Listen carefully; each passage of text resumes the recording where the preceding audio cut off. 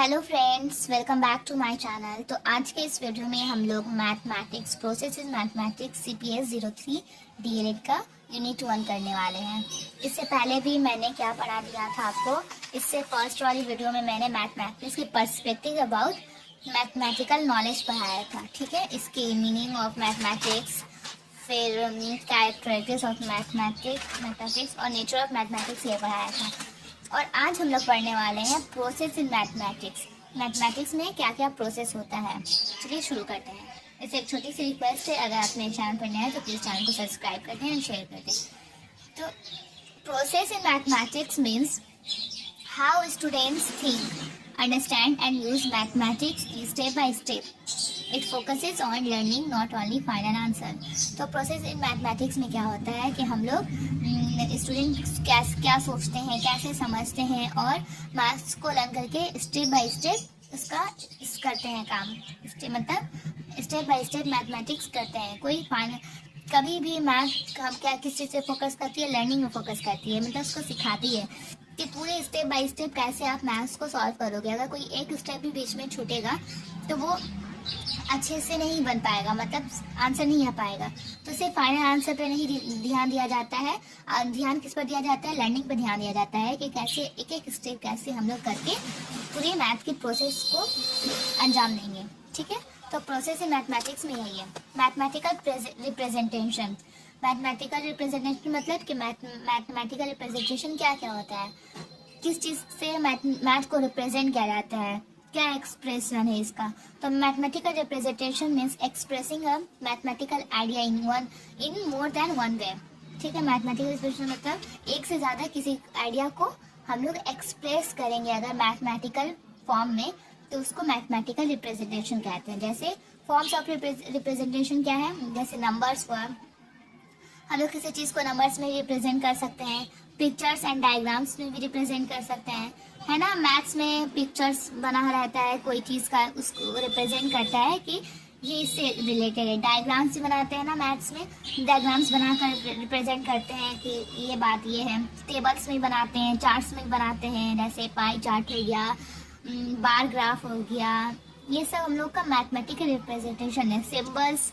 जो बनाते हैं, मैथ्स का कुछ सिंबल्स हुआ तो वो हो गया रिप्रेजेंटेशन। इक्वेशंस बनाते हैं, वर्ड्स मतलब जो लिखावटी फॉर्म में, वर्बल फॉर्म में होता है, तो ये सब मैथमेटिकल रिप्रेजेंटेशन है। जैसे एग्जांपल्स, देयर आर 6 बॉल, जैसे 6 बॉल्स है यहाँ पर, तो पिक्चर में उसको हम लोग कैसे शो करेंगे, ऐसे शो कर सकते हैं ना। पिक्चर बना के 6 बॉल बना दिए तो ये 6 बॉल है, नंबर में 6 लिख दिए, इक्वेशन में ये लिख दिए 3 + 3 = 6, ये इक्वेशन हो गया। वर्ड्स में 6 बॉल्स लिख दिए, है ना। तो क्या इसका इंपॉर्टेंस क्या है, मेक्स अबाउट आइडियाज कॉन्क्रीट। वैसे मतलब ये सब करने में, ऐसे रिप्रेजेंट करने में हम लोग सोचते हैं और अपने आइडिया लगाकर इसको मतलब ऐसा बनाते हैं। हेल्प वीक लर्नर्स अंडरस्टैंड, और जो कमज़ोर बच्चे होते हैं उनको अगर इस तरह से समझा कर पढ़ाएंगे, पिक्चर्स दिखा कर पढ़ाएंगे, डायग्राम बना कर पढ़ाएंगे, तो बहुत उनको समझने में ये चीज़ थोड़ी आसानी होगी, वो समझ पाएंगे, ठीक है। इम्प्रूव कंसेप्ट क्लैरिटी, और ऐसे करने से बच्चे की क्लैरिटी, जो कंसेप्ट जो होती है क्लैरिटी हो जाती है, मतलब अच्छे से उसको समझ आता है, कोई कंफ्यूजन क्रिएट नहीं होता है, ठीक है। मैथमेटिकल रिलेशन, मैथमेटिकल रिलेशन क्या है, mathematical relation means how numbers and quantities are related to each other. कैसे नंबर्स और क्वांटिटीज एक दूसरे से कैसे रिलेट करते हैं, ये है मैथमेटिकल रिलेशन। तो कैसे रिलेट करते हैं आइए उसको समझते हैं। जैसे टाइप ऑफ रिलेशंस, क्या क्या रिलेशन होता है, ग्रेटर दैन, ठीक है। दो नंबर हम लोग लिख दिए और ग्रेटर दैन मतलब वो क्या क्या है, वो दोनों से क्या रिलेशन है, वो दोनों के बीच ग्रेटर दैन का रिलेशन है, लेस दैन का रिलेशन है, इक्वल टू का रिलेशन है, पार्ट होल रिलेशन है, काउज इफेक्ट रिलेशन है। तो ये क्या है, मैथमेटिकल रिलेशन है, एक दूसरे से क्या रिलेशन है मैथ में। तो ये यूज करेंगे तो क्या बताता है, क्या शो होता है, ये रिलेशन शो करता है ना, उससे इसका क्या रिलेशन है, ठीक है। एग्जाम्पल जैसे 8 और 5 है, बीच में ग्रेटर देन का सिंबल है, साइन लगा हुआ है ना, तो ये दोनों एक दूसरे का रिलेशन शो कर रहे हैं।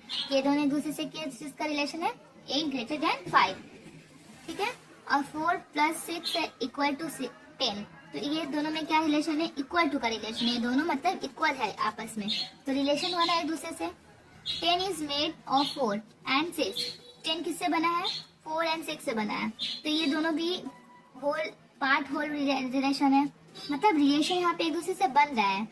Length is related to measurement, ये किससे, लेंथ किससे रिलेटेड है, मेजरमेंट से रिलेटेड है। लेंथ आप कोई चीज़ का नापते हैं, जैसे घर बन रहा है कहीं, तो हम कुछ कारपेट या फिर टाइल्स की ज़रूरत पड़ी, तो लेंथ नापेंगे है ना, तभी तो मालूम चलेगा कितना क्या लगेगा। तो यहाँ पे किस चीज़ की ज़रूरत पड़ी, तो हम लोग वो किस चीज़ के अंदर आता है, मेजरमेंट।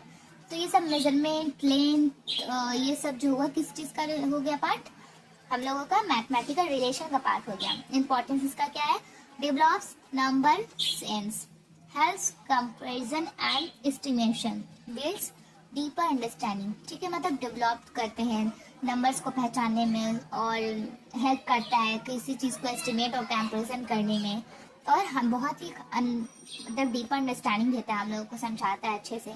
देखिए अगर सिर्फ 8 और 5 लिख देंगे, बीच में कोई सिंबल नहीं है, तो क्या समझ आएगा, एक अलग अलग नंबर लगेगा, कुछ समझ नहीं आएगा।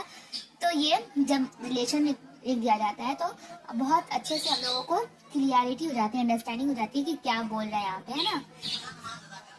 तो मैथमेटिकल रीजनिंग 3 नंबर में क्या है, mathematical reasoning, thinking logically and giving reasons. Mathematical reasoning में क्या है, मतलब लॉजिकली इंसान सोचता है और कोई रीजंस देकर उसको क्वेश्चन को हम लोग कुछ भी चीज़ को सॉल्व करते हैं, है ना। ये हमारी डेली लाइफ में भी यूज होता है। तो mathematical reasoning means using logic to explain why an answer is correct, है ना। मतलब किसी भी चीज़ को जो भी प्रॉब्लम होगा तो वो क्यों करेक्ट है, लॉजिक से दिमाग लगाकर उसको हम लोग बताते हैं, है ना। तो कैसे क्वेश्चन है, एक example, why is 12 an even number, क्यों 12 इवन नंबर है, क्यों है, क्वेश्चन है ना। तो इसको हम सवाल कर रहे हैं, क्यों है, कैसे है, क्या है, तो ये अपना लॉजिक लगा रहे हैं ना, अपने माइंड को कर रहे हैं। तो क्या है, it is exactly divisible by 2 with no remainder, मतलब जो 2 से डिवाइड हो जाता है वो इवन नंबर होता है, तो इसलिए ये 12 क्या है, इवन नंबर है। तो इम्पोर्टेंस इसका क्या है, मैथमेटिकल रीजनिंग का, develops critical thinking, critical thinking बहुत डेवलप्स होता है। Encourages why question, builds confidence, क्यों मतलब हम क्वेश्चन करते हैं, क्यों हुआ, कैसे हुआ, बच्चे इससे क्वेश्चन करेंगे तो उनके अंदर कॉन्फिडेंस आता है।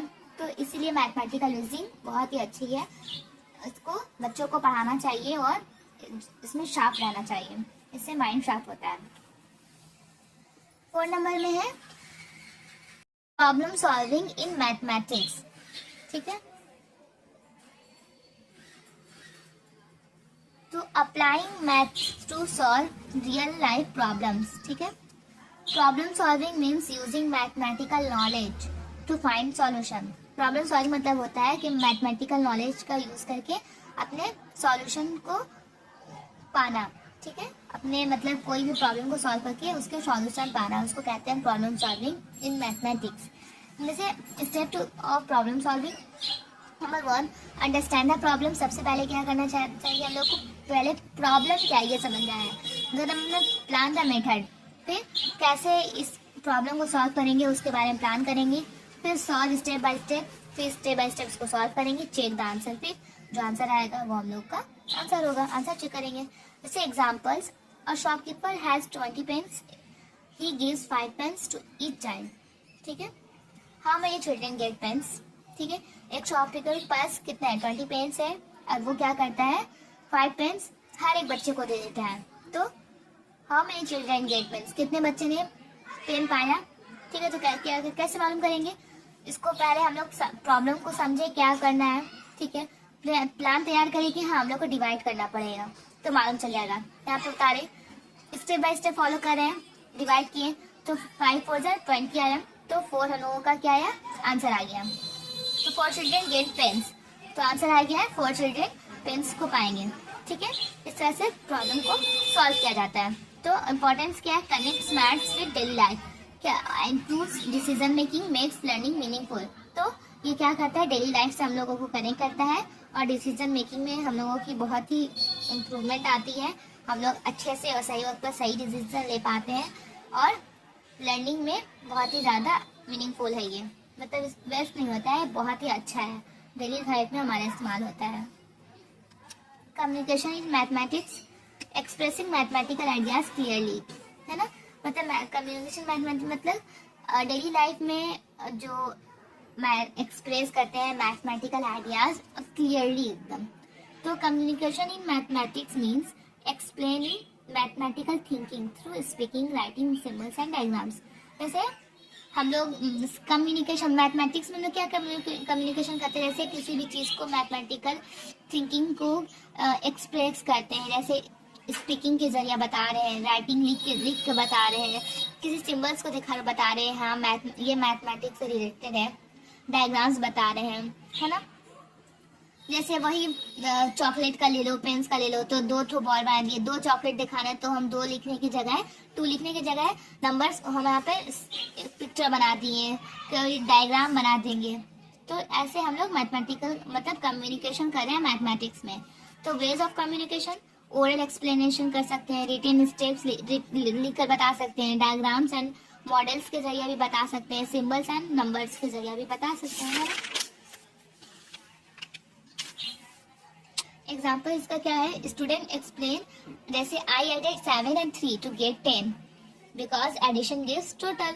तो ये हम लोग क्या है लिख कर बताएं, रिटन बताएं कि 7 और 3 को अगर ऐड करते हैं तो 10 मिलेगा। क्यों ऐड किए, क्योंकि ऐड करने से हम लोगों को टोटल मिलता है, ठीक है। तो importance, improve clarity of concept, concept clarity होती है, इससे helps teachers assess understanding, builds confidence in student, है ना। टीचर को मतलब टीचर को हेल्प होती है समझाने में, फिर कॉन्फिडेंस बिल्ड होता है स्टूडेंट्स में ऐसे करने से। Overall importance of mathematical process में ओवरऑल क्या है इम्पोर्टेंस है, help students understand concept deeply, encourages logic and critical thinking, makes mathematics interesting and meaningful, supports effective teaching and learning, है ना।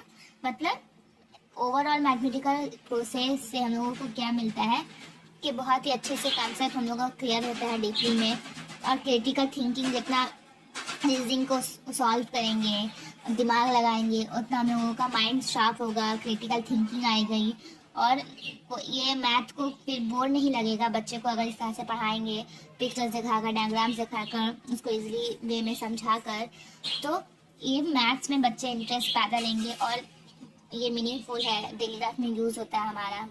तो टीचर भी अगर सपोर्ट करेंगे अच्छे से तो लर्निंग में ईजी होती है ये, ठीक है। Conclusion, the process in mathematics includes representation, relation, reasoning, problem solving and communication. These processes help learners to understand mathematical concept clearly and apply them in daily life.